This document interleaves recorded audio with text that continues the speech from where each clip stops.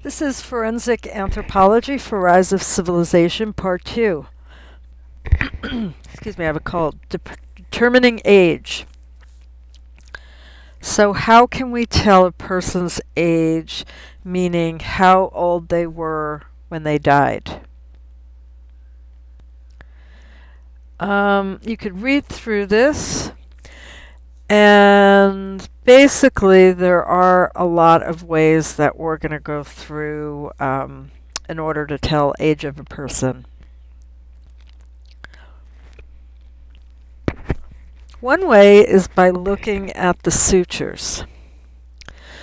So there's a reason why you have to hold a baby's head when it's born. When we talked about the different bones of the skull before, the temporal, the frontal, the parietal, well, when the baby's born, those bones are not fused together yet. And the lines that occur when they do start coming together are called sutures. So when a baby's born, the bones are actually all separate, and there's a membrane kind of holding them together. As we age, not only do the bones come together, but over time these sutures become obliterated. So in this photo here, you're seeing a picture of a 5-year-old skull versus a picture of a person's skull who's 60 years old. Now understand that these are called non-discrete traits, non-metric traits.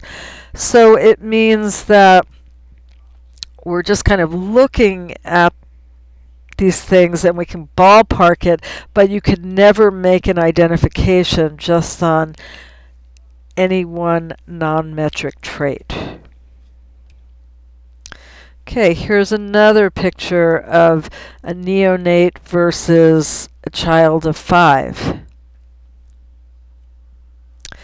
Okay, how else can we tell? Well, in children, right, you have the baby teeth and you have the adult teeth. So in the picture on the left, you can actually see the part that's visible in the child's mouth are the baby teeth, but upon x-ray, you can actually see where the adult teeth are ready to come in. So they're formed. That's how it happens when kids lose their teeth, their baby teeth. The other ones are actually already formed in their mouth, and then they kind of slide down. Okay, so we'll do x-rays, and then if obviously you're going to have a smaller skull for a child, and you're also going to have deciduous dentition, which means the baby teeth. And this kind of talks a little bit more about it. So it says the central incisors are the first teeth to be lost, which is kind of interesting. And then from 18 to 23, you're looking at the wisdom teeth. Now, in people like myself, I still have impacted wisdom teeth, but again, those would show up in x-rays. And in most cases, when bodies are brought in, even if it's just skeletal material, a lot of times it'll be x-rayed. Another way we can determine age that's a non-metric trait is by long bone fusion. And again, we don't think about this often, but as a child grows, initially their long bones are not all one piece. There are actually several bones that over time come together again. So here you can see fusion of the epiphyses in the humerus, right, which is one of the long bones of the arm, begins at around age 17 and ends at 25. So if you come across a bone, a humerus, where you can't see an epiphyses, that means that the person's over 25. But again, you couldn't base an identification on that. So this just shows you how they grow and how they come together. So here you'll see the parts of the bone in a femur that are not together early on in childhood. And it's only as we grow that the bones fuse together and become one whole entity.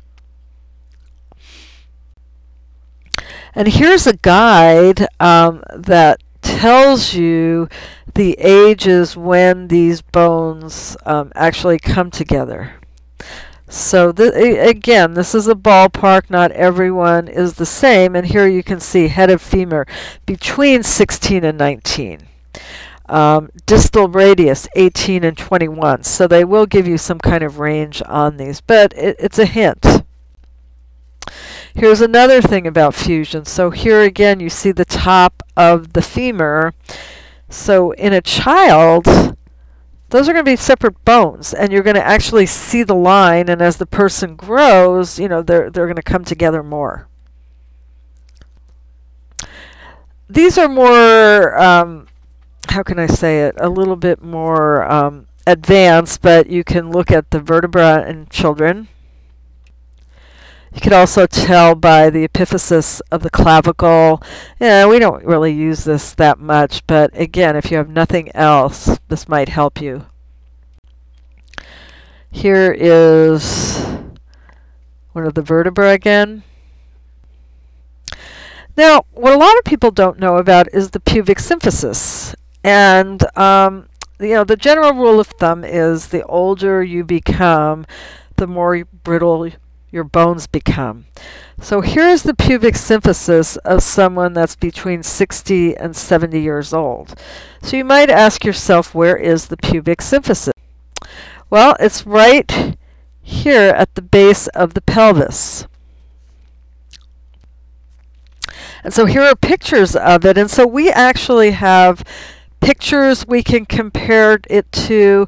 They actually make plaster casts of pubic symphysis. And so here, the general rule of thumb, again, is the younger you are, the more billowy these surfaces are. And as you get old, they become much more brittle. That's why older people break bones much more easily, and it's more serious. Ribs. We can tell age by ribs. Again, you're not going to make an identification, but it might give you some idea. So again, rule of thumb, a younger person, much more granule, porous, and by number 3, it's looking pretty bad. It's rough, and it's going to break real easily. So here is again, for the ribs, we have charts, we have different things we can compare it to that will help give us some indication of a person's age. So when you're old, you're going to have fused cranial sutures. Your teeth, you know, a lot of older people, we're getting better, but you're going to have much more dental work. Either you're not going to have teeth, you'll have dentures, or you're going to have implants, all kinds of stuff. This is what arthritis looks like in bones. And the most interesting one is the collapsed vertebral body. And so I can speak to this because growing up, my parents were always pretty much taller than I was, or they seemed taller. And now they're shrinking. So there's a reason why Granny is smaller than you, or seems like she has shrunk over the years. It's because as you age, your bones become much more brittle.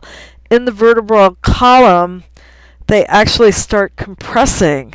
So you lose height because you're going to lose bone density. And that's why it's really important, you know, why old people, when they fall, it's really bad when they break the hip. My mother's 84, and she won't use a walker, and she falls all over the place, and I literally brought her. I have a pelvis of a person that was probably about 70 years old. It looks like if you just touched it, it's so brittle, it would just break. Well, that's how old people's bones are.